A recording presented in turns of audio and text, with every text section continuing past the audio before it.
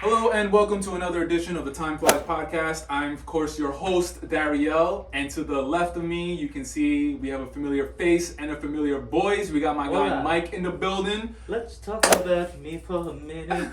Okay, hey, the R&B. You hitting us with the R&B right away? I love it. I love it. How you been, my guy? Regular, bro. You been alright? Routine in New York City. I mean, we literally had like a conversation right before we started. Just had a conversation, but I'm gonna do this for the camera. Just staying afloat in New York City. But everything good. You were telling me that work has been a little nutty. Been a little nutty. But when I came down here, I saw the light, the cameras, action, the vibe of the production. Yeah, man. A sense of calm. Yeah. Oh, I appreciate that. Yeah, man. Just we're trying to grow over here at the Time Flies. You know, trying to do big things. And I was telling you right before we press record for this podcast that like, if I'm going to be doing this, I might as well be putting some sort of intention behind it, you know? Sure. So, you know, and I enjoy doing this, talking to my different friends, of course, talking to you about hip hop and whatever life comes, whatever life brings. And yeah, man, if people are going to be watching it on YouTube, then I might as well try and put the best product out. You feel me? Fact. Girls, how are the girls? Great. Always got to check on the girls. They're good? Appreciate you, yeah. Healthy? Doing good in school. School's good, schoolwork, doing their homework and shit? Yep. Out of the two girls, we got any future Harvard, We got some Fashion Institute. Really? Oh, yeah. Some FIT? Which one? The younger My one? oldest. Yeah? She's already talking about it. She wants to go to FIT. Oh, that's dope, yo. Yeah. That's awesome. So she's into like fashion and like, I like this and shit? Big time. She has fashion sensibilities far beyond her years. And I'm not just saying that as her father. There's random people we encounter that are like, why is this kid paying attention to shading and lighting and fucking accents on clothing? Like, yeah, she's different. Wow, the shading and lighting and all that shit you were saying? Different. She's different. Facts. No, that's awesome that she kind of knows what she like really likes. Yeah. Because like, if I ever have kids, like that's something I'm gonna really pay attention to is like what my kids are interested in. Yeah. That's a little bit more than just the surface level, because like once you're able to see that in your kids, then you gotta throw it at them and see if they can like really dive into it. You feel me? Oh yeah. No, man, that's awesome though. That's awesome. That really makes me happy. All right, so you're good. What about the family? Mom, dad, everyone good? Living the best life. Probably walking around the crib in the nude. TMI. But shout out Jade. How's Jade doing? Beautiful. Looking for cribs. Looking for houses. Orange County, Westchester County, all types of. Orange County, Westchester County. Okay, doing big things. Big okay, things. Jade. Big things are going for my brother-in-law. Shout out to you, Jade. All right, man. Yeah, I'm glad everything is good. Family, your girls, everyone. I'm glad everyone's doing good. So now that I got you back on the pod, you know it's only right that we talk about the fucking genre that we both love. Yes. Hip hop, also R&B as well.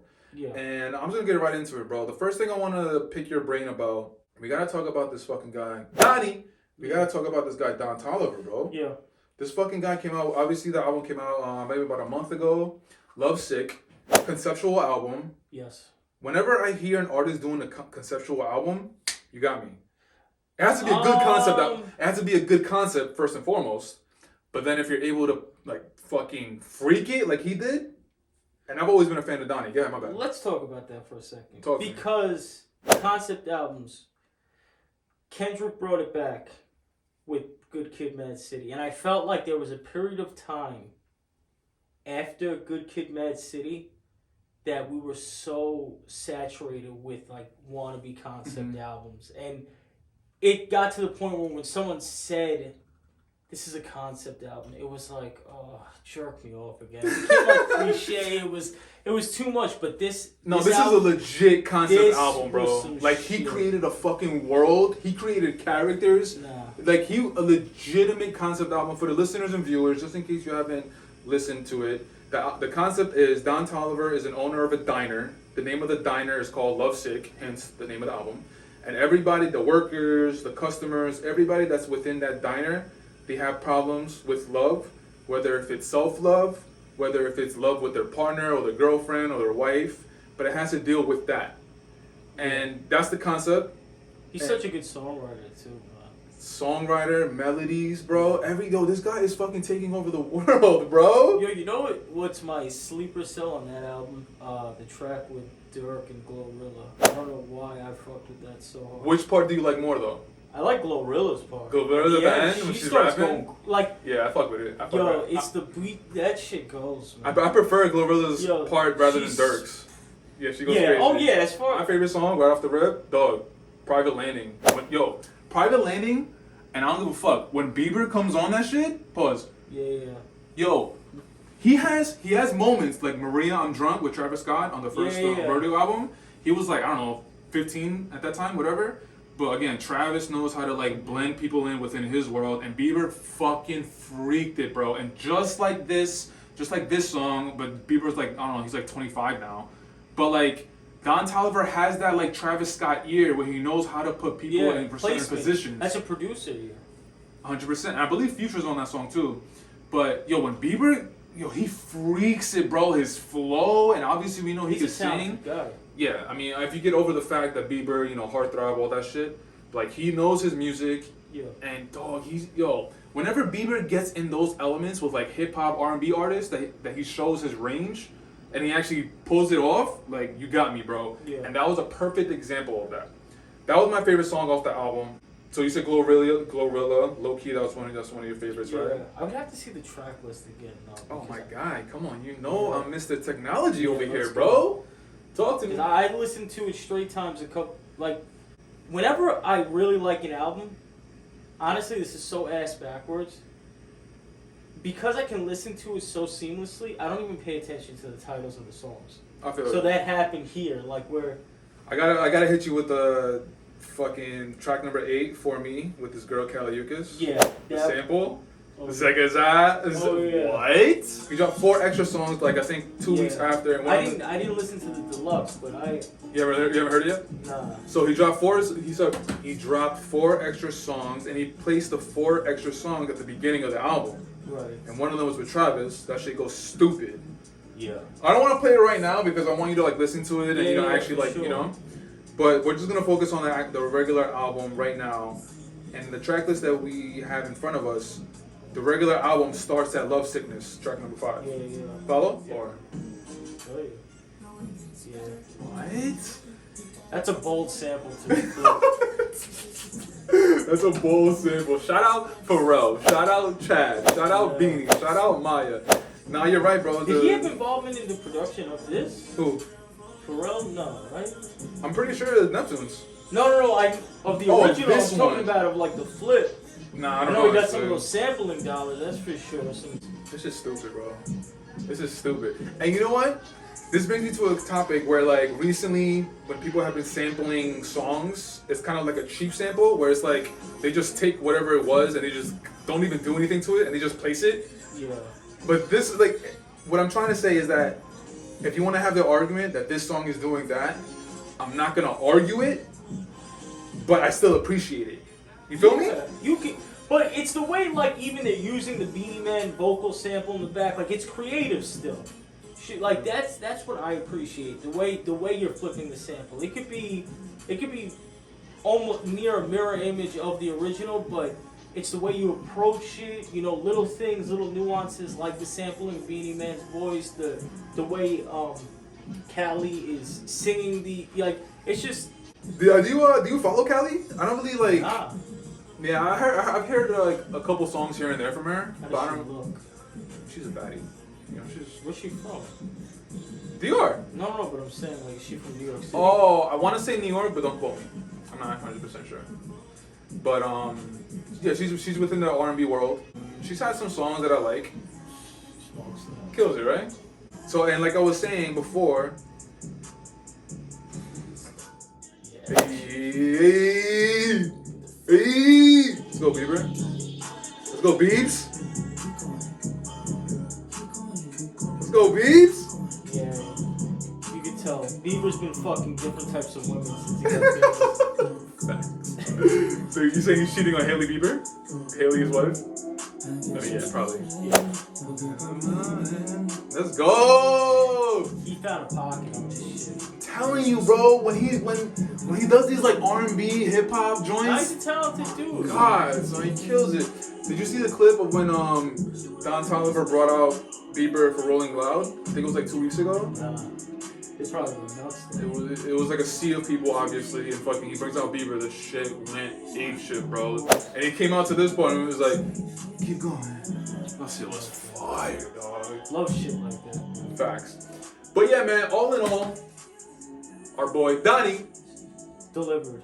He delivered, and his second one back to back. Back to back. And what I was gonna say is that he's been consistently. Shout out my guy Rainer, because Rainer put me on his, I believe, his very first mixtape. It was called Donnie Womack. Maybe it was like 2016, 17ish. And stop.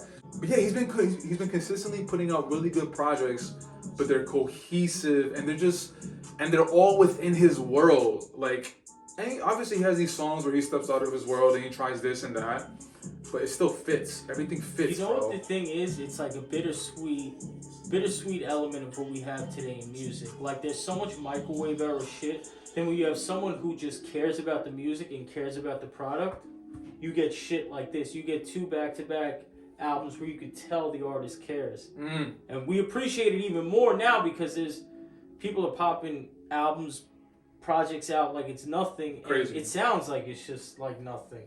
Like, I'd rather, and I think we kind of touched on this even like when we spoke about Kendrick, I would rather wait for an artist project if I know I'm going to get something. Like, something substantial. If I gotta wait 2 years, I don't need an album every 6 months, especially if it's gonna be some fucking microwave shit. So, okay, but now let me play devil's advocate. So I briefly heard you mention like if it's like 2 years, but what about you if you're someone like SZA who doesn't put out an album for 5 years, and Kendrick as well? If you're delivering, you're with it. I'm with it because this is the thing too. It's like I would like to hear that from someone who's born maybe 10 years after this. Because we're used to waiting for albums. Yeah. We still, even though we've gone, a good amount of time now in this era, but a lot of our childhood, our favorite artists weren't putting albums out. It was rare when DMX did it in 98. When he put two albums out in 1 year, and they were both monsters. But that wasn't the norm. Yeah, that was a moment. So it was, it's definitely something. So if you're gonna give me quality, going back to Donnie, man. Yeah, man. Just Donnie is fucking like he's just consistently putting out great bodies of work, and he's young too. I want to say he's like early to mid 20s, and he's just gonna keep doing his shit, bro. So like, Donnie, you got 2 major stands over here, bro. Keep putting out great bodies of work. He actually, for love's sake, he actually put out a fucking mini movie. And he put it out on Amazon Prime. I don't know if you peeped. No, never peeped. But it's like a mini movie. I haven't seen it. Yet because I don't have a fucking Amazon Prime account. So. I'll hook you up. I'll give you the info. Oh my guy. Let's go. But yeah, for like each track is like a scene in a movie, and he puts it all together, and it's a mini movie. So that's what I'm saying. The creativity, bro. Come on, man. You can't fuck with Donnie. All right, so that was one of the many highlights that's been going on in hip hop / R&B lately. What I also want to talk about, our fucking boy Hit Boy. Hit Boy just dropped an album. I believe it was last week. Surf or Drown. Coming off the heels of fucking King's Disease 3, obviously. Yeah.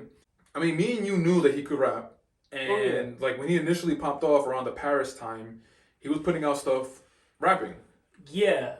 And so I remember there was like the interview with Jay-Z track that he had. What made me look at Hit Boy and like, oh, okay, you rap on the Falarin mixtape with Wale. The first one, Falarin 1. Yeah. I mean, both of them are immaculate in my opinion. Falarin 1 is really one of my... I got messed up though, because Falarin 1 is a mixtape and Falarin 2 is his album. Yeah, my bad. And Falarin 1 is still one of my favorite mixtapes of all time, but he was on there on a track called The Right One. Okay. And he was rapping. Okay. And after that point, I was like, let me watch this guy. Right.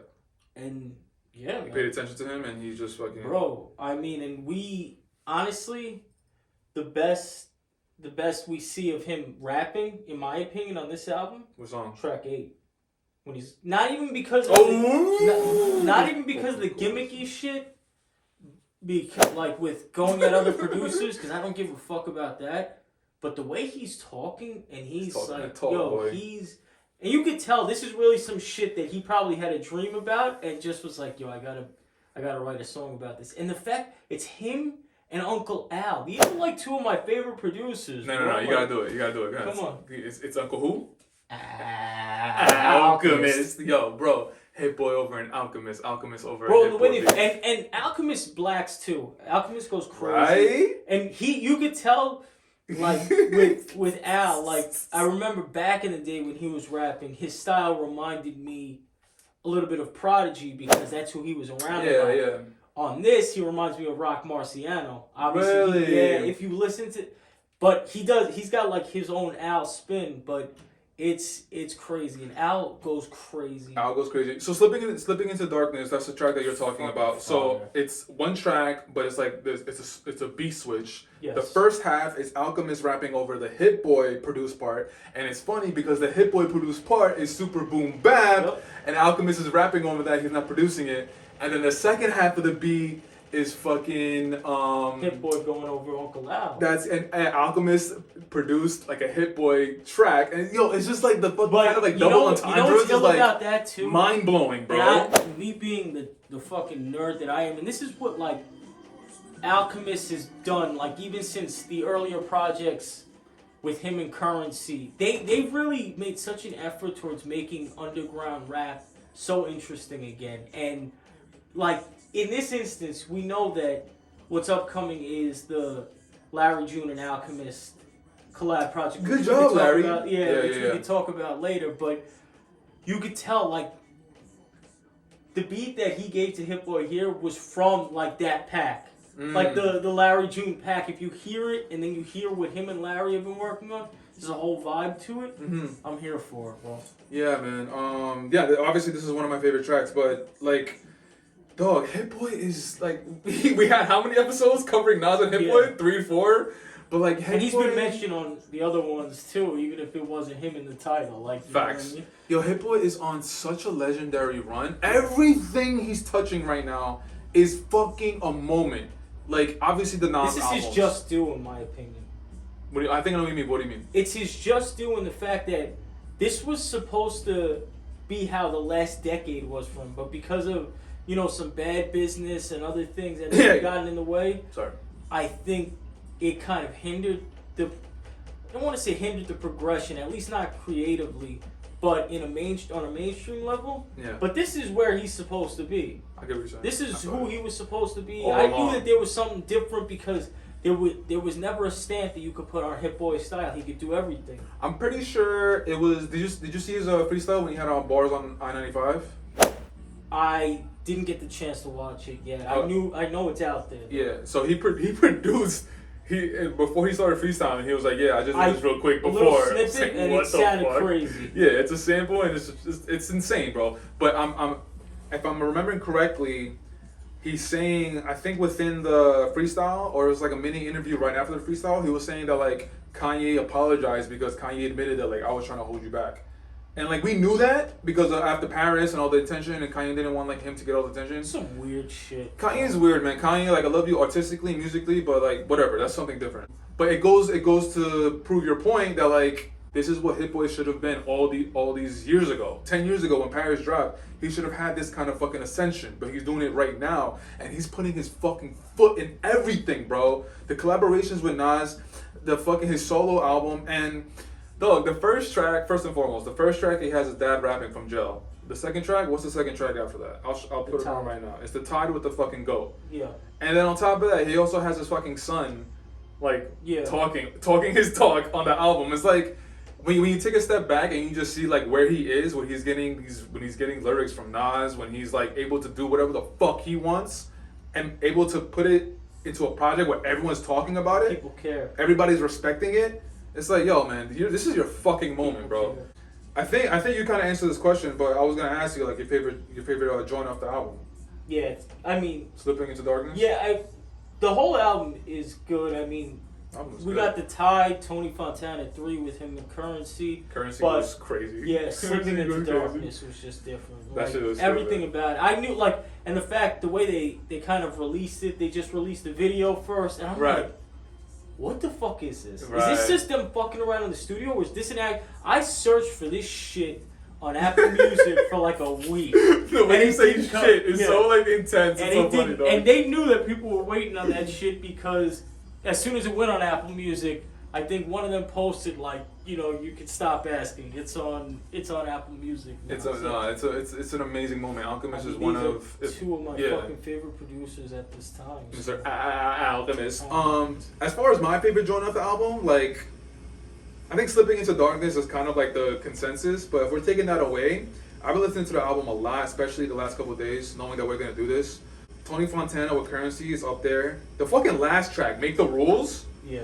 That shit is stupid, bro. That beat, obviously what he's saying, like it's kind of crazy, dog. Got a little James Fauntleroy on it. Yo, James Fauntleroy his voice is an angel, bro. Yeah, angelic. He has a joint with fucking Snow Allegra. I forgot the name of the song. Yeah, I know what you're talking about. I don't know the name, but I know. It's on the Temporary Highs and the Violet Skies. I think that's the name of the album. But when he comes on the track, he's like, if I was underwater, I would bring you. I'm like, yo, it's angelic, bro. And then when he comes on this shit, it's the same thing. It's angelic, and he just like fucking hypnotizes you. And like, but what's interesting though is like, I'm pretty sure he has like a solo project, and I remember hearing it, and it didn't have the same effect on me. Same. Yeah, but like when he has these little features, these little like feature moments, he kills it, dog. Some people they work best in the capacity behind the scenes or as features. That's just how it goes. And we're thinking about the same person on 3, 1, 2. No, three. I don't know who you're thinking of. I was thinking of Ty Dolla. Talk to me, let's go, baby. Yeah. That's what we hear. What up? Ty Dolla's another one of those guys where I don't know. I'm still surprised that he never delivered the way that An album? thought he would. I mean, that first album he had with like Horses in the State, like Free TC? Yeah, that was a good project. Yeah, it was a good project, but are we still talking about it? Nah. Nah. We're barely even talking about Ty Dolla anymore. And that's the thing is, I feel like he's a talented enough dude that shouldn't have happened. I don't really know what happened. I don't know. I mean, he's still around. Yeah, still, I mean, you still see him, but that dude, I thought he was gonna be out of here. Yeah, I know, me too. I really did. I mean, he's hella respected within the music world. Yeah. But again, there's just always that knock. And shout out my guy Neil. When we had a podcast, like Ty Dolla is one of his favorite artists. I brought the same thing up to him, and he agreed with me. And he can't pinpoint it either. He doesn't know why he can't put a really good, solid body of work. But when he's on these features, he's fucking like, he's the star on the feature. Yeah. But anyway, going back to Hit Boy, this is one of the ones, Make the Rules. He also has a song with fucking Avelino, which is a fucking like a grime rapper. Never heard of him before this. Likewise. But the beat, and I don't mind him rapping on this. I was waiting for this because you saw the pieces of it like on King's Disease 3, and then even on the Tide, he does that thing where he cuts the beat and he does the drill drums at the end. Like, so I knew that he was gonna do something like this on this album, but it's hard. Though the more and more I listen to this album, the more and more, because he's from LA, he's from the Inland Empire. The more and more I listen to this album, I get California, sun up, windows down type vibes. Yeah. And it makes sense because he's fucking, like I just said, he's from LA. But then again, like when you have these moments when he's slipping into darkness, when he's doing his boom bap, it's like his range and his diversity is like, you don't fuck with him, bro. And that's the point of this album. Facts. And now let's talk about the fucking, what the fuck is Hitmaker fucking out of nowhere, bro? Like I was literally, I follow Hot 97 on YouTube, and right now they're doing this thing where they're ranking all the hip hop songs. Oh yeah, I sent you one of the videos. They're ranking all the hip hop songs, and then they have kind of like a theme for each top 10, whatever. One day it'll be, okay, we're just talking Jay-Z songs. One day we're talking strictly 96 to 2001. One day we're talking strictly posse cuts, like shit like that, right? And then I saw that they put up a video of just Hitmaker and Jim Jones because they just put out a collab project, which kind of came and went, but whatever. And then all of a sudden, in the middle of the interview, Hitmaker's like, Ebro was talking to him about like, yo, all these other producers are like, you guys are killing it, and you guys are really putting your stamp in the game. Hitmaker out of nowhere goes, yeah, but me and Hit Boy are different. My shit's on the radio. And I'm just like, what the fuck? Like, where is this smoke coming from? I'm saying that all to say is like, first of all, I have no idea where that came from, but like, I don't know why Hitmaker is trying to have smoke with Hit Boy when Hit Boy is having 4 collab albums with the GOAT of fucking nuts. That's probably been behind the scenes for a long time, for some time, more than likely. And I think, honestly though, the reason why, even though I feel like Hitmaker's approach to it was like, what are you doing, man? This is messy. I think. Oh, you think he was trying to get looks? Not even get looks, but he was like, he took it to offense that he was mentioned with Hit Boy. Like, to me though, I like the competitive spirit. I'm always going to be a fan of the competition. I think at the base of all of it, that's what it comes down to. Hitmaker's like, nah, he's not doing what I'm doing. Or Hit Boy's like, I can do whatever the fuck I want to do. Like that's, and while he's sleeping, and he'll still put out better music. Don't get it fucked up. Hitmaker is a talented producer in his own right, but it's not a question right now. This is how I narrow it down. Can Hit Boy do what Hitmaker does, and vice versa? Hit Boy can do what Hitmaker does. Hitmaker cannot do what Hit Boy's doing. My point exactly. Yeah. In my mind, debate settles. 100%. But I'm here for the competition because with that competition, you get great music. True. Hopefully we do get better music from Hitmaker just keep it fucking. Don't be gossipy. Don't be fucking. Shout out Ding Dash. Don't be chatty patty. Yeah, don't get involved in the mess of it. Just go to the studio and use it as fuel. I don't like how he just came out of nowhere with it. I hate it. It's just like, because what you're saying right now is making me take a step back and being like, it kind of feels that he's doing it for the looks right now. Because you know Hit Boy is on fucking fire. But Hitmaker's been doing it. Hitmaker doesn't necessarily need the looks either. Hitmaker's been doing it for a minute. But can you name me 2 Hitmaker songs right now that are going crazy? Nah, but that doesn't mean he can't make one tomorrow that'll have the summer, especially with the summer approaching. That's Hitmaker's season. He takes pieces of like that bad boy Puff Daddy element like he flips the sample that, oh okay, and he makes it into something. That's what he's really good for. So he could put out some. Once again, in my opinion, this type of shit's always gonna speak to me more because that's the type of listener I am.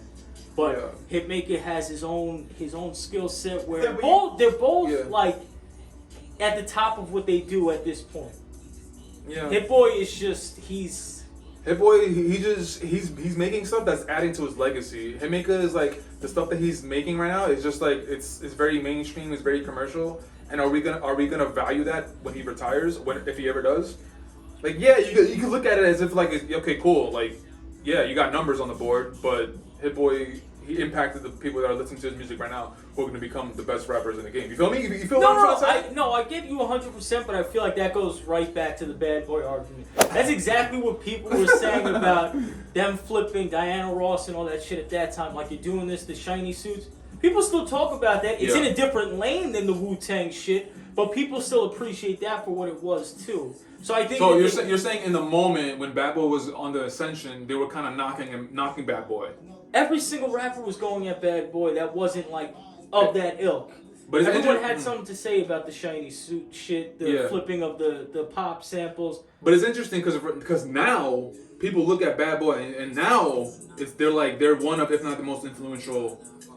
That's my point. And my thing is, it's like it's not so one-dimensional as like, are we gonna talk about this? We're gonna talk about the both of them, just in different lights.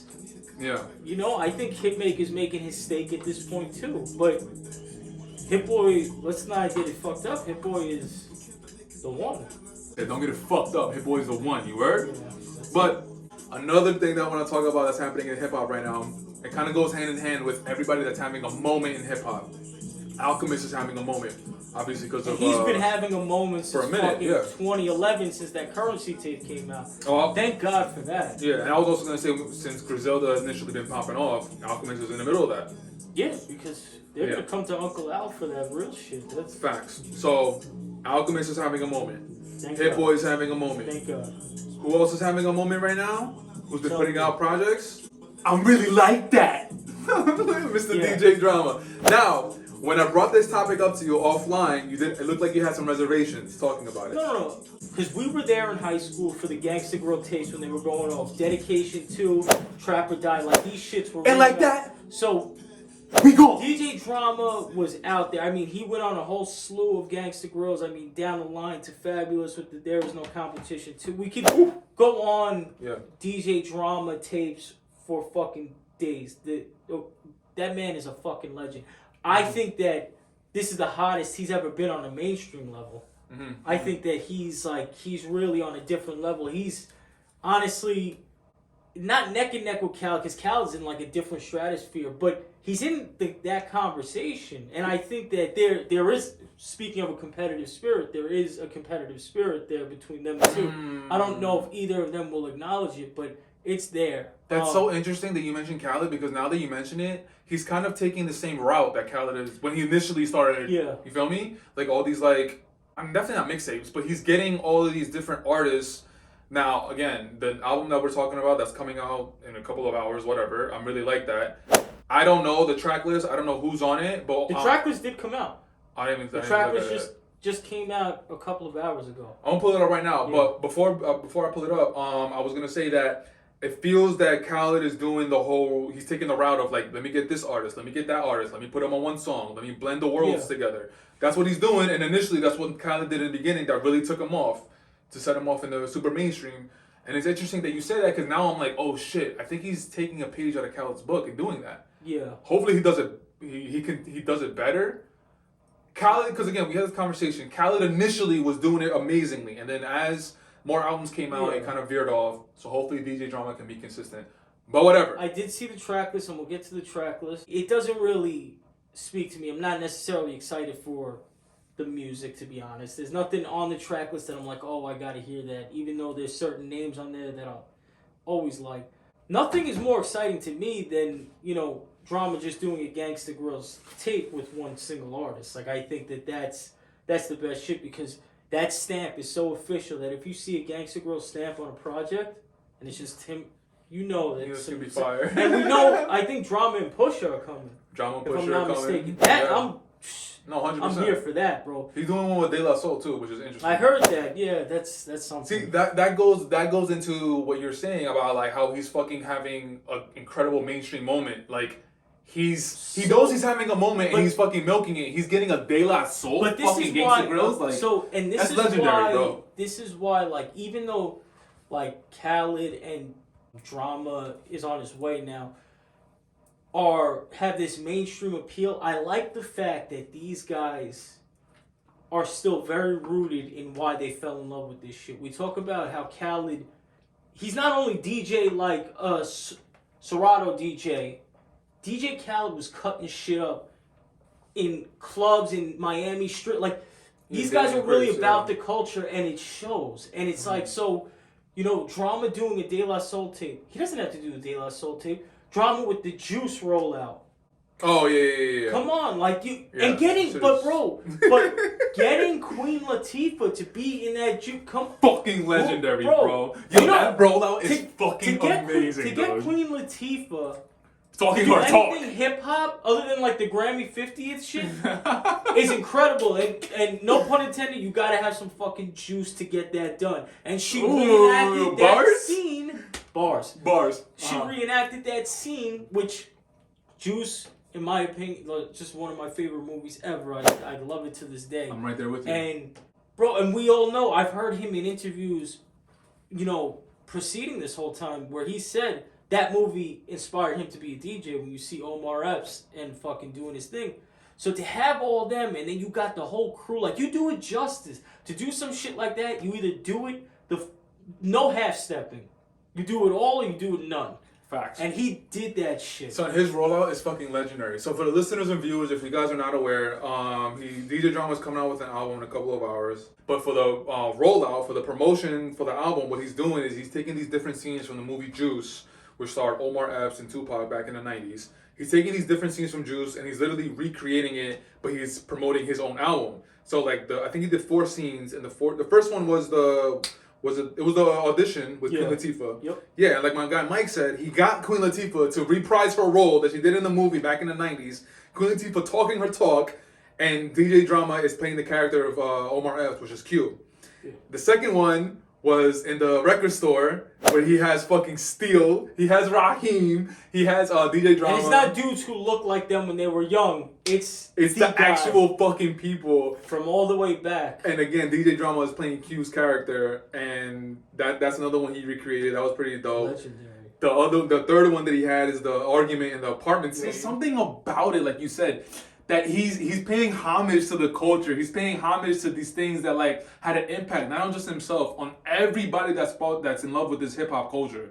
And there's something about it that's so fucking genuine and so like heartwarming. I fucking love it, bro. It's the fact that he paid attention to the detail of it. I fucking love it. And then within, like in the scene of the apartment when Q and Bishop, Tupac's character, they get into it, he's incorporating his album title. He's like, you gotta be able to throw down and stand up if you really like that.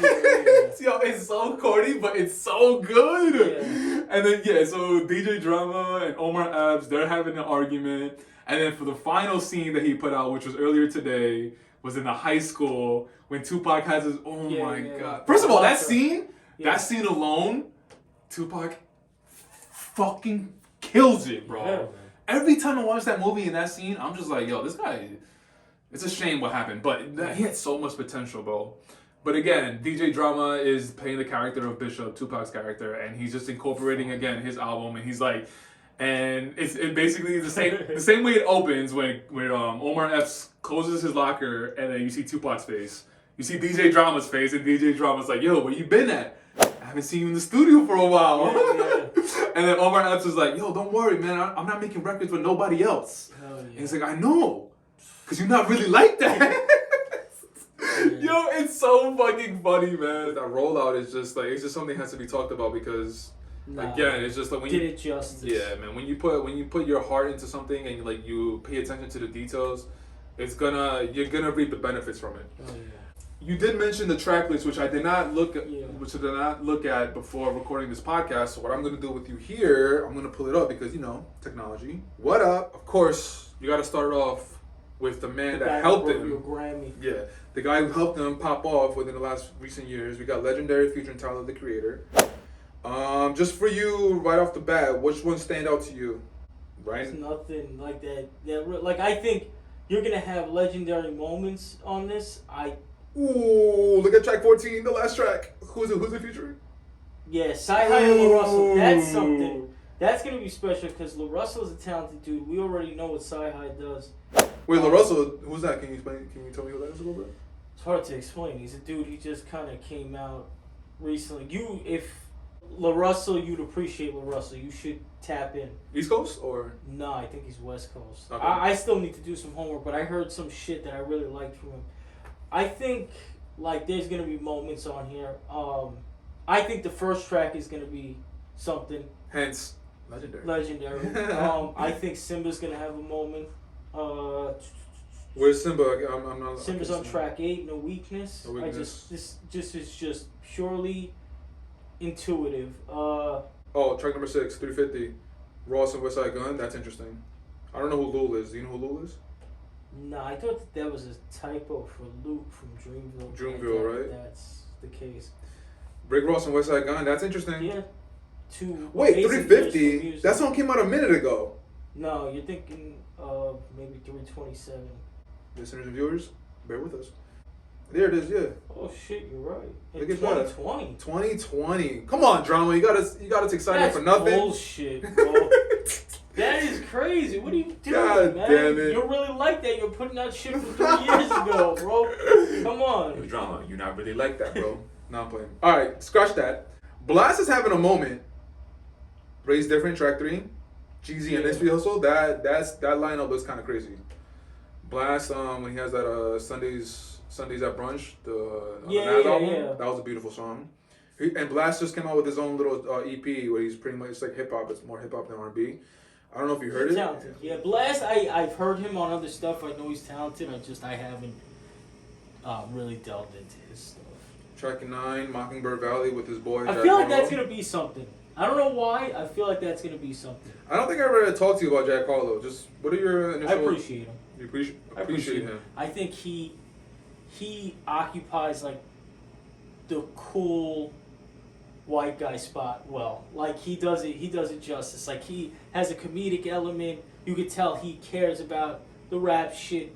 He does his own thing. I think at some points the Drake inspiration influence is very heavy, and I don't think that's developed all the way out of his artistry yet. But he's talented. I think his second album was a little subpar, but it had some shit on it. I checked for Jack Harlow. I fuck with him. Okay. Yeah, Jack Harlow, like, I'm kind of, actually, I'm a little less higher on him than you. I'm just like, it's like, if here's a song that catches my ear and I like it, like, yeah, I'll listen to it, but it's not, I'm not always looking for him. Like, whenever he drops a song or whenever he does something, I'm not looking for it. So you're basically saying he's a better version of Asher Roth. I don't even put them two in the same. Asher Roth he could rap, man. It's a shame what happened to him, bro. Asher Roth can rap, and I just don't. It's a shame what happened to him. But that's the thing is, like, I think that Asher Roth was very heavy on the rapping side, less on like the cool kind of side. I think Jack Harlow balances that well. Like he's still a cool guy. He's a marketable guy, and he's not rapping his ass off, but in moments he can rap, other than when he got owned by Drake on his own shit. But that's tough. Listen, you have one of those submarine. Baptized you have one of those submarine samples. You have a literal Drake type beat, and you have Drake on it. Like, what do you think he's gonna do? Yeah, respect for trying. Drake went fucking stupid on it. Yeah. Real quick though, Asher Roth, like I keep saying, it's a shame what happened to him, and it's funny. Like after like the mainstream dwindled down.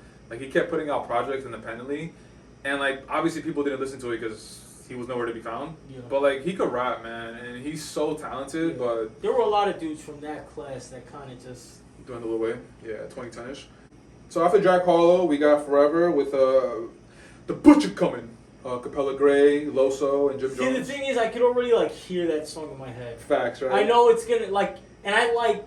all the artists on it. I mean, I'm not so familiar with Capella Gray. I've heard some good stuff from him, but like I know that this is gonna be some street shit. Drama's gonna be all over it. They're gonna have Capella Gray singing like the street anthem hook type shit, and then it's gonna flat belly. Like it's not really gonna go anywhere. It's just gonna be that track. Well, that was just like 350 that we just found out. Which was, but that song did come out. It came out. I was gonna say, yeah. I don't know exactly when, but I know it came out already. But I didn't hear it. So what are we doing? I don't know. So we got 350 and Forever. There might have been maybe one or two more that came out too. Honestly, that Sahai feature on that, the last track. I think that I'm going straight to his. I'm going straight to his bars too. That's gonna be the standout track. On the album? Yeah. You're calling it? Guaranteed. That first track is gonna be something. Simba's gonna have a moment on track 8. I think the Jack Harlow track will be cool. This album is gonna be forgettable, but we won't forget the rollout. And I think it's still gonna it's gonna have enough to kind of keep Drama where he's at, and then he's gonna keep doing his thing with the Gangsta Girls. This album's gonna be subpar though. It's not gonna. Subpar? Yeah. That's strong, bro. Saying subpar. It's not gonna be. I really hope it's not subpar. You already have 2 tracks that we're just finding out 350s from 3 years ago, and then as we're saying it, I remember when Forever came out. Facts. We didn't talk about track number 4 mainly because of one of the features that are on the song, Weezy F Baby. Yeah, he's another one where I'm going straight to his future because he's been going on, like we talked about in the last episode, he's going on the feature run for the last, 3 years? What do you think FMF Houston? Fuck me, fuck you? I was literally going to say that. I don't know. But Roddy Ricch I definitely don't check for him. Alright, so DJ Drama, we're going to find out if you really like that. Yeah. You heard? Even though 2 tracks are not helping your case. Of course, me and you, we are fans of everything hip hop culture, and one of the things that is integrated within the hip hop culture is the battle rap scene, URL, and all that stuff. I think it was about 2 weeks ago now. We had Hitman Holla, right? Easy, yep. Hitman Holla and Easy to Block. They had a battle a couple weeks ago, and I just wanted to get your thoughts on it. Did you end up watching it? I did. You saw it? Yeah. Okay, so me personally, I had Hitman winning the first round because I saw a lot of people saying it's 3-0. I had Hitman winning the first round, but it was very close between the first round between him and Easy to Block. But after the first round, Easy to Block smoked him. I'm trying really hard not to go on a battle rap rant right now. Okay. I'm someone I was always into this shit. It's funny that we never really talked about it. I used to have Smack DVDs. I used to go to the end. I used to watch these shits.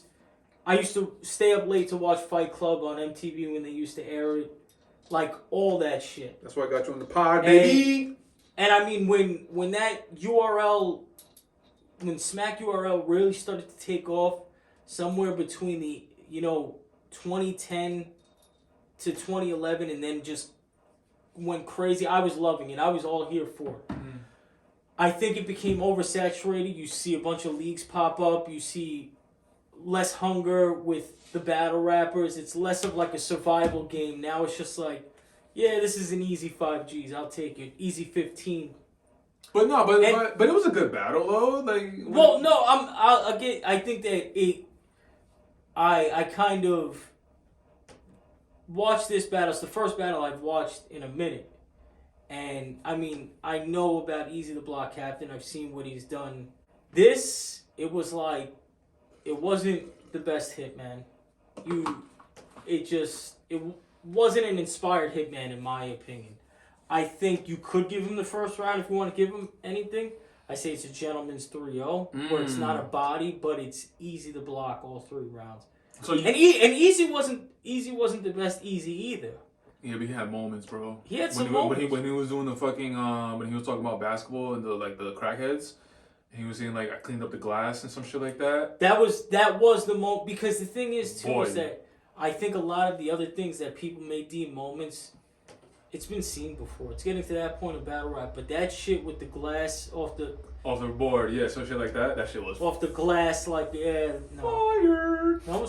I've always watched those like battles and shit. Like I said before, it's funny that we never talked about it, but like it's gotten to be a way bigger part of hip hop culture, which I love, because there's always got to be a balance with everything. Hip hop is obviously, you have the radio, you have DSPs, all that shit, but you gotta have an aspect of hip hop that still has the element of like literally where it started and where it came from, which is people just going back and forth and rapping. Yeah, acapella and all that shit. And I just love it, man. I love it, and the things that these battle rappers are able to come up with, the way they're able to do double entendres and the word schemes, is like, I wish I had that skill, bro. It's fucking amazing. Obviously, you got Loaded Lugs, Daylight, and Murder Mook, the heavyweights and shit. I like it when it's inspired, and you find those battles that, like, randomly, like the shit that it's like, oh no, this is low key a classic. Like, there was a battle with a battle rapper, and this was on Surf's Midnight Madness League that he had for a little bit. Twerk and Snake Eyes. It was like a battle outside of a venue. Fire, classic. Wait, outside of a venue? Yeah, like it looked like it was outside of, but it was because Midnight Madness, that was the aesthetic. Oh, okay. I get what you're saying. There was another battle recently. RBE is doing a lot of good work with the battle rap shit. You gotta put me on, bro. Yeah, Ill Will and Hollow the Don, they had a show. Ill Will is a monster. You gotta put me on, because I only know of a couple of like the companies like URL and now Remy Ma, like, but yeah, hopefully you can put me on to certain rap battles. For sure, I could send you some shit. So you got Gentleman's 3-0, huh? Gentleman, and I fuck with Hitman. I remember what Hitman did to Arsenal. I remember where that run started. Hitman's special. I mean, he's just at a different stage. He's got smoke.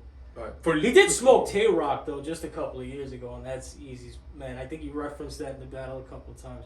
And Tay-Rock was on fucking a run at that time. But who's your best battle rapper of all time? Yeah, it's tough. It's tough because I mean, Lux is always going to be in the conversation. Like, okay, so maybe I guess to make it a little easier, give me your top. Do I want to do 3? I mean, if we're gonna, I can rattle off a top 3. I think.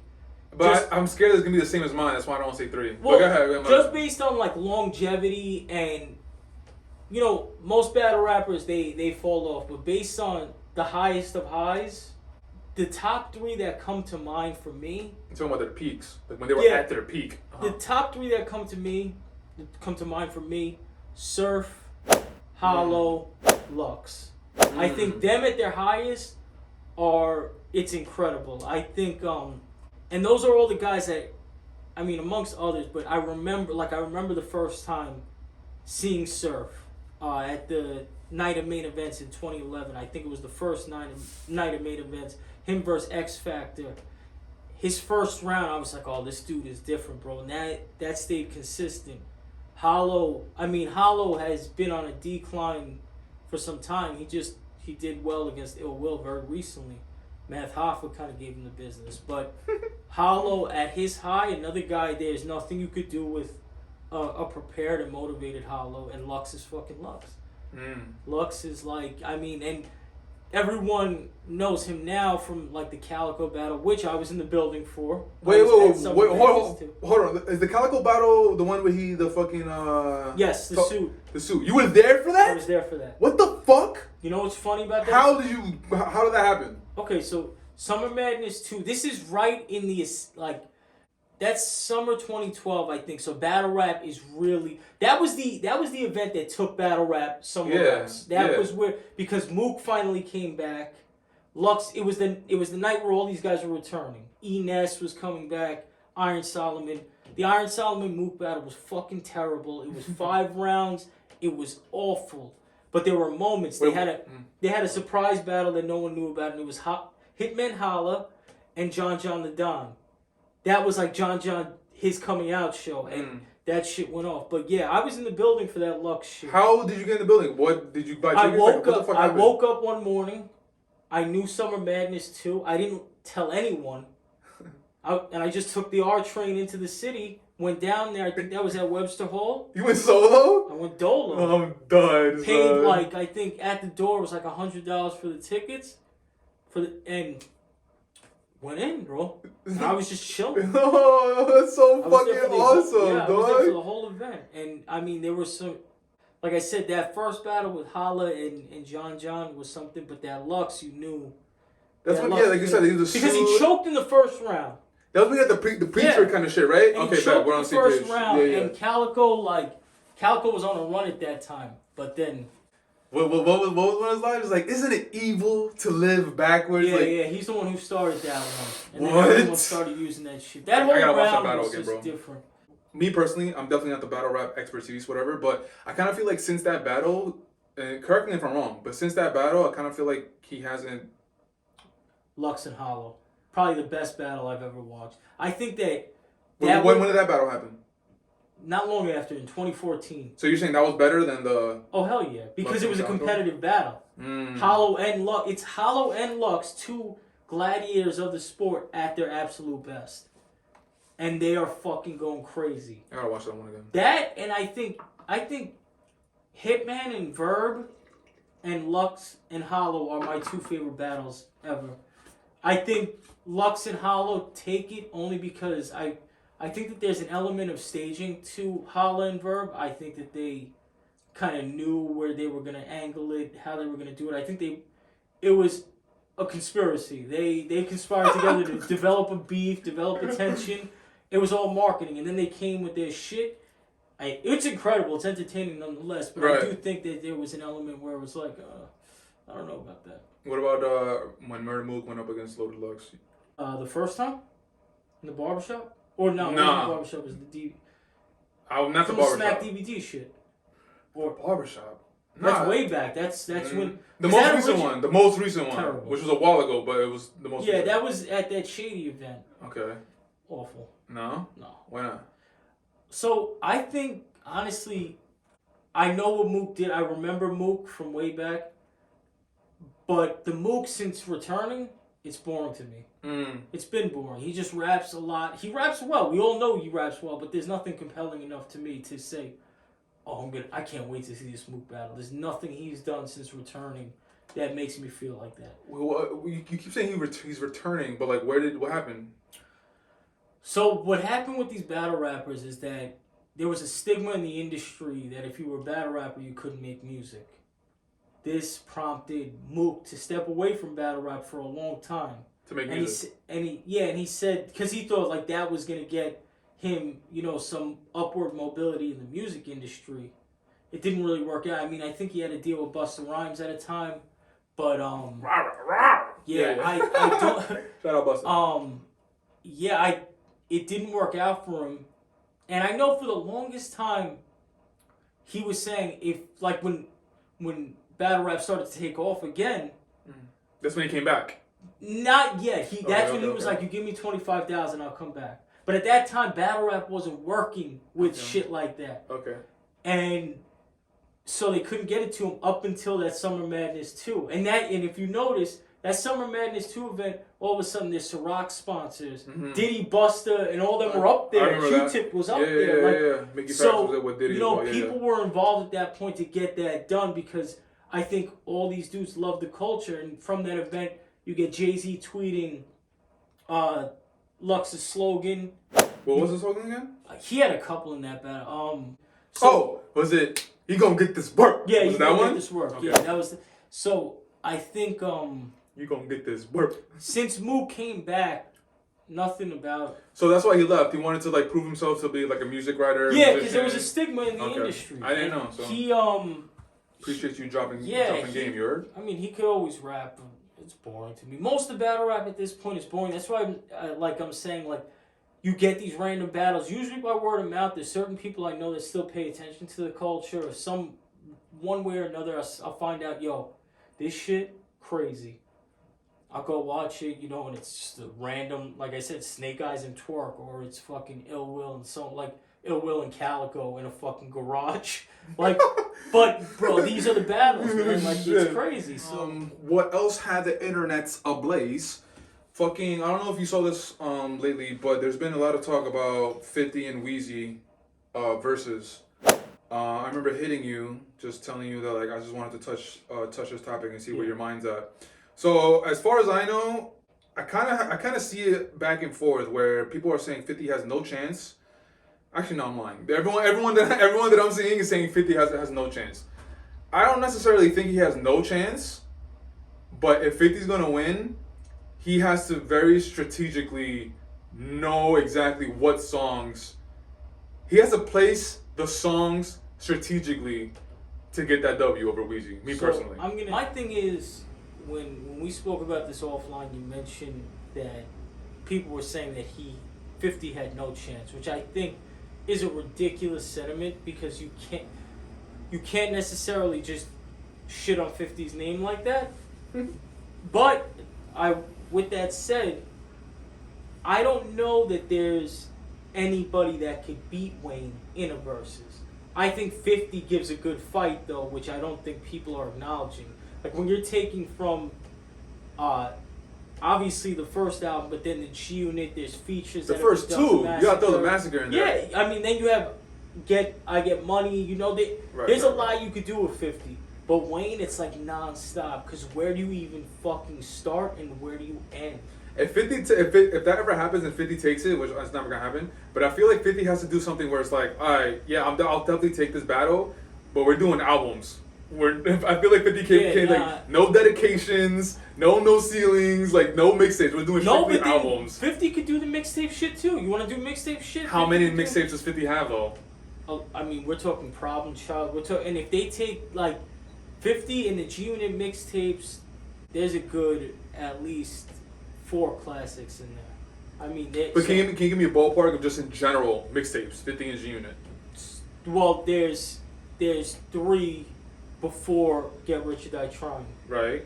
And does he have more than that?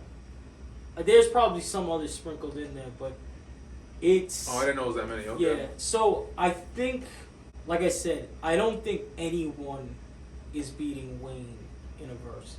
Anybody. I'm not talking to Lil Wayne's #1 fan at all. Me neither. I respect Wayne. I think there are some people that could beat him though. From what end? Because the thing is like, it always gets to this nuanced conversation with verses where it's like, what angle are we talking from? Because there were people who said that, the Lox couldn't beat Dipset because of their radio success, and then the Lox said, smoked them. Okay, we're gonna take it to the streets then, and you're not gonna do shit about it. Same thing with Fab and Kiss, and that Fab and Kiss versus was whack, man. I like Kiss's portion of it. That's for sure. I wish Fab. That was a good matchup. if Fab would have matched Kiss's energy, Kiss still would have won. But if Fab would have went with the street Fab shit, it would have been a better matchup. You would understand why they were both there in the first place. For some reason, I think Fab should have went up against Ludacris, bro. That would have been something. Because Jada and Fab, they're not the same era. Yeah. No, it's slightly. There's an overlap. Slightly after, there is an overlap. Fab's first album, of course, was 01, but Fab was on the on the professional albums on the Clue tapes since '98. The Lox' first album was, I think, '97 or '98. So that's what I'm saying. And then Kiss's first solo was 01. So I'm saying, as far as Loso and Jada, I feel like Jada's peak was that Lox album. The late 90s, right? And as far as his solo album, Kiss of Death was his first album? Yeah. His solo albums never did his artist justice, but still there was not a whack verse from Jada Kiss from the years of 1996 to 2004. The songs might not have been all that, but that man had a fucking run. Protect Jada at all costs?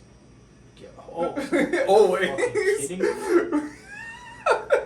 No, but going back to 50 and Wayne, I get it what you're saying. Now, if we're trying to pick someone to fight Wayne, it depends on what aspect we're looking at. But I do think don't ask me because I don't want to answer it. But I feel like there's a good amount of people that could beat him. Like Jay and Wayne. Yeah, but that's a bad matchup. Exactly, that's a bad matchup. But Jay could beat him. If you go song for song, I'm gonna say Jay won, but I'm talking about on a main level. Wayne just it's nonstop. Like it's fucking. I think Wayne versus Drake in a versus if they want to put the bag up. That and you, bro. If you want to get, because I'm surprised that we're even talking about verses at this point. Let's fuck, shout out Swizz and Timbaland. I don't give a fuck. Bring that shit back and get us some free tickets. That shit. They sold it. They knew that shit was as far as they still have a piece of it, but they sold the shit off to whatever that fucking Tinder or whatever the fuck that shit is. Tinder, I'm dead. Wait, no, but I remember because they stopped doing verses because the company that they were accompanied with, they were jipping them. They weren't giving them a certain amount of money. But they sold it. Yeah, eventually there was some business done. I think they sold it. But versus was a thing that rose in the pandemic. I don't care. We need that. We still need it. I don't give a fuck that the world is still back. The only thing is, if they really want to bring that back, they need to do it with a bang. And to me, honestly, Wayne and Drake. Well, that would in my mind, as far as the matchup, that would be it. There's never going to be a better versus, in my opinion, than the Lox and Dipset anyway. Even though the Lox smoked Dipset, the Lox's performance in that was like. How can anyone do this platform any better? They had an answer for everything. The Dipset was calling out Sheek Louch, you ain't got no records. They put on the Reservoir Dog verse. Come on. It'll never, that's peak verses. It'll never be better than that. It'll never be better than that. It could. There could be moments. I don't want to say there could be moments better than that, but there definitely could be moments that rival that. And going to what you're saying right now, if they're ever going to bring, there's another banger. And I don't know how you're gonna feel about this, but Jay and fucking Nas. I don't give a fuck, bro. We kind of got it, obviously, with the battle in the 90s, Ether and Takeover, all that shit. But first of all, they're kind of cool now, right? And you get this little Nas throwing that little verse in the fucking King's Disease 3. They're an even matchup. They're an even matchup? Yeah. They are. It would make for a good fight. It's never gonna happen. No, I don't think so. But how fucking... I think that'll definitely... If they can make that happen, that would be... It could become the best moment of verses. I think on paper, it would look the best. It would be like the... But there's just something that was magic about the Lox verses that I don't think could be recreated. I think, just... Everything about it worked out so perfectly. I don't think the stars can align that perfectly again for a versus performance. That's just how I feel. I feel you. Jay-Z and Nas would be the matchup of all matchups on that platform, in my opinion. But the magic that the Lox just fucking conjured up that night, it'll never. Yeah, Wayne and Drake, I do like that one though. The 50 Wayne, I don't like that matchup at all. It's not. Yeah, that's the other thing too. It's not a good matchup. Staying within the 50 Wheezy versus world. Okay, 50 got Get Rich or Die Trying. We're talking albums. Let's talk albums. 50 obviously got Get Rich or Die Trying. I think Massacre is one of his best albums as well. People, for some reason, like, they don't really talk about Massacre anymore. But in the moment, it was talked about. But whatever. I got Get Rich or Die Trying. The Massacre. See, but after those two albums, then we're kind of looking at the, okay, pick a song from here, pick a song from there. The Beg for Mercy compilation with Unit, I think he could definitely use most of that album. I wanna get to know you. I was literally thinking that song. Stunt one. Yeah. Oh, we're talking Wayne albums. What albums come up in your head? I mean, just albums. I mean, I think the best Wayne album is the Carter 2. But then you got a bevy of shit on the Carter 3. You got the Carter 1. You have big timer shit you could draw from. The Hot Boys. I didn't even think about that shit. That's the thing. It's like you have the Hot Boys shit, the big timer shit. That's like the beginning. Then you have the beginning of the Ascension, which is the Carter series. Well, the first two Carters. By Carter 3, he's that guy. You have the mixtape Wayne somewhere in between. There's a lot of angles Wayne could go from. You got Rebirth. You got I Am Not. You got Rebirth. I don't got that shit. You got I Am Not a Human Being, the other rock album. But yeah, you no, can still, right. but then, but you get, you even get to this portion. We've spoke about this where Wayne just on guest verses now. I know. He still has a way of keeping his name in a conversation. It might not be for projects, but there's a Wayne verse that shakes shit. The more I think about it, the more I'm like, Wayne is gonna smoke 50, bro. Because Wayne has so he could. There's just not like the thing is there's not a lot of people who can stand in front of that with the longevity that Wayne has, and that's what I mean. It's like there's guys who could fucking hit hard, but not. What about Ye? The matchup, I don't necessarily like the matchup, but I'm talking about strictly from if we're looking at just features, if we're looking at album cuts. I mean, obviously, Ye doesn't have any mixtapes, but album cuts, features, those two specifically, Ye can hold up. Yeah, Ye can hold up. It'll never happen, but it's just interesting how the internet does this thing, man. Where once in a blue moon, it's just like, okay, we're talking about this here. Everybody talk about it, and it's just interesting how they brought up 50 and Wayne. Literally, if there's like a verses where like, all right, we're just doing features. Wayne, on features alone. And don't get it fucked up. Like crazy, 50 would beat a lot of people in the verses, but Wayne is like a cheat code in the verses. Yeah, that'll be bad. It's gonna be tough. Yeah, that'll be really. But after talking about it the way we just did, do you still think 50 has a chance if he like strategically? I don't think. But the thing is, I don't think he has a chance of winning. I think that there's a chance for it to be a good fight or a good show. Right. But no, like I said, I don't think that there's anyone who could really beat Wayne in the verses. Okay, talking about 50, who would you match up with 50? I have someone in mind, but I want to see where your brain goes. Who would you match up with 50 that'll be a good matchup? And preferably within the same era. Honestly, bro, it's cliche because we just spoke about this, but 50 and Fab wouldn't be a bad versus. 50 and Fab, huh? They kind of they're on the same occupied era. similar spaces too, where they did the street shit and they did this shit, for the radio. But I can't think of anyone that it's like Ja. But that's never gonna happen. Yeah, I was literally thinking that's the person I was thinking. That's never gonna happen. But that is the mirror match. That's the one that really would make the most sense of any. That would be a good matchup because 50 did what Ja did, but better. And then he clowned Ja for doing what he was doing. It's like, what the fuck? 50 gets me pissed sometimes, bro. Did 50 do it better than Ja? You really got to think about that. I mean, because we have like a different. I think he did. A different, perspective on that because our formative years was when Ja was still like doing his thing during the beginning of our formative years, but by the time we were really putting our ear to shit, 50 was smoking. Ja. 50 took over, and Ja became like an adjective for like, you got Ja ruled, or a verb for you got. So it's. But that's why I say 50 did it better.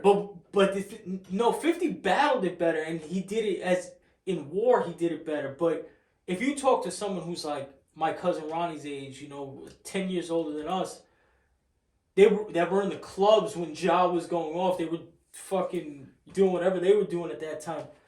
But the reason and that music, not for nothing, I just listened to that Vedi Vedi Vici album recently. Still good, man. Yeah, that shit still knocks. But see, the thing is, again, Ja Rule definitely deserves his respect because before 50 came around, Ja was running shit. But the reason why I say 50 did it better is because when 50 started dwindling out, he started dwindling out because his time was just kind of over. Yeah. Ja started dwindling out because somebody took his spot. But it was also a different era in time. Like, that shit can't really... Or, for instance, take like a Drake and a Meek Mill, right? Mm-hmm. Some would say that Drake Ja ruled Meek Mill in that moment of back-to-back. Like, so when they're battling, the battle was so lopsided. Mm-hmm. That's what I mean. Like, 50... Drake was on the 50 side, and Meek Mill was getting... For a very brief time, he was getting the Ja Rule treatment. I feel you. But because Meek had the opportunity to kind of build himself back through, things like the internet, during these little moments that he was having. Ja Rule didn't have that access. It was, it was a different thing. Once 50 got him out of there, the industry and fucking all these record labels, no, we can't. This is not. Yeah. And there was, I think, behind the scenes shit where when you're the man in the industry and then you have the big players like, Interscope at your mercy, they could say, if you do business with Ja Rule or Murder Inc., you're never going to get a 50 or any this shit from Interscope. Because that's the way they were doing shit back then. And I think 50 had a real gripe with Ja that he would do that. And so there was the industry, but there was also the Fed case that Murder Inc. caught. With the Chris and Irv Gotti. Ja, I think, had a very brief moment where when you talk about, and 50 said this too, the reason he went at Fat Joe and Jadakiss was because he felt like that New York record could have potentially brought Ja Rule kind of back up to sea level again. So he started going at anyone who on that record. That was like the type of time he was on. Then right after that, because that was actually not a bad album either. I think that was the RULE album. It wasn't, but right after that Fed case happens and there's no shot. They don't have the resources. Everything is froze by the Feds. So between that and the stigma on Murder Inc. and Ja Rule because of 50. What do you say to 50 fucking up New York hip hop? Because it's literally like when you Ebro Hot 97 thing. It is, but he has a point, man. Because 50, because literally what you just said, 50 was at the time. He was so hot at the time that he was like, yo, if anybody's coming at me, I'm gonna come at your neck. And if anybody's associating themselves with Ja Rule, like a Fat Joe with the New York, with who was the other person you just said? Jada. Yeah, Jada, I'm gonna come at your neck. Like, what are you doing, bro? Come on, man. Okay, but this is something that Ebro doesn't take into account. New York hip hop was always that divisive. The only problem is that was at a time when all the hottest artists were out of New York and no other regions were going crazy. At the time that 50 and all them are on their ascension, the South is also really on their ascension. Yeah, but the South didn't take over New York as much. The South didn't take over New York fully yet. And then that's... Yes, the South wasn't rising. Making interesting enough music anymore. As a whole, correct. 50 was pretty much it at the time. But 50 being it at the time, he could have helped propel New York up. Instead of what he was doing, 50 was like, no, I'm going to keep all of this shit to myself. And I get it. No, but then what other artists are there that could have been something that weren't something because of 50? It's not like 50 didn't affect Ja Rule. 50 didn't affect Jada or Joe. They were already established. Correct. He didn't affect Ja Rule was established too, though. No, but he fucked up Ja Rule's career. But Jada, they were in different spaces. They weren't head on competing the way Ja and 50 were, and there was an actual personal beef there. So 50 didn't do anything to derail any future of New York hip hop. New York hip hop was on a decline because there was nothing interesting really coming at that point anymore. I mean, you had your moments where you start to see that undercurrent of the Papooses and then the Stack Bundles. Papoose? Stack Bundles would have been someone, and to really pay attention to, I think he got his shit cut way short. But R.I.P. it wasn't as interesting anymore. You had Dipset, but the South, they were producing all this. Not that it was necessarily my taste in music, but it's not like New York hip hop had this bubbling scene that was. I agree with you that New York at the time didn't have. I think he was divisive, but so was everyone else in the '90s. It was like. It just so happens that not to the extent of 50 though, bro. In the 90s everybody was divisive, everybody wanted their own piece of the pie, everybody was in their own spot, but 50 was in his own spot, but he was so demanding in his own spot that it was like, yo, nobody could do anything to try and incorporate everybody. Like at least in the 90s, like you would have moments where people would want to come out of the corner to come fuck around with this corner. During 50s, but barely though. It was like, but barely, but it still happened. But you still got, but 50 was 50 on his own island. The thing is that 50 could have been on his own island, and New York could have came up around him regardless. Because 50 went at the people he went at, that doesn't deter New York hip hop. That's the thing that doesn't get taken into account by guys like Ebro or people who make that argument. New York hip hop was stagnated at that point. Listen to the shit that was coming out now. Coming out at that point. Horrible. And it's boring. It's horrible. no wonder. It's like this shit that was from the club where like these other people are taking over because New York rap had this identity they didn't want to let go of. And I think on a whole, they were very reluctant to, jump into other markets. You only saw guys like Kiss jump onto the Bone Crusher remix. Guys who knew this is going to the South, let me get involved. Fab with the Jeezy shit early. Like, there were certain guys who saw that coming, they kind of jumped on board, and that was that. But New York had just stagnated at that point. Regardless of what 50 did, it didn't do anything to hinder the progression of New York hip-hop. That's the competitive sport that New York hip-hop's always been. The only person that he wiped off at that point was Ja Rule. There was nobody else that happened to. It was just... The music was not as good as it used to be. And then these people from the South took shit over. I think we're going to have to leave it to agree to disagree. But that's why I love you having on your pod, to pick your brain and see where you're coming from. Yo, man, that was a lot of hip-hop talk, which I'll always love to talk hip-hop with you.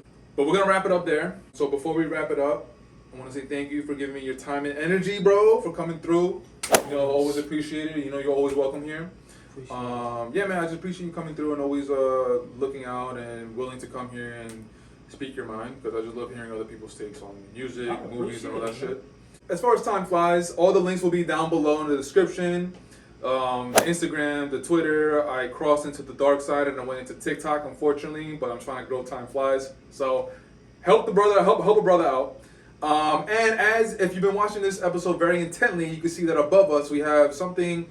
Oh yeah, you asked me, right? Yeah, you did. We have something, the Time Flies, some merch. I've been promoting it lately, but just to show you a better, clearer vision, this is the Shia LaBeouf shirt that I made a couple months back. Thank you, Mike. A couple of months back, and I have an idea for a series of different actors that I want to put out and try and give to you guys, but I started off with Shia. He's my favorite actor. Man, I just grew up with him, and I really love him as an actor, so I'm trying to do this thing. And again, the link for that will be in the description below, and it's really easy. All the measurements will be there, the length, the chest measurements, so it's really easy to see what will fit you, what will not. It's an easy one-click shop. And man, if you guys could just support the boy, I'd really appreciate it. Until next time, we'll check you on the next episode of the Time Flies podcast, and peace. But it was 3. He gonna get this work.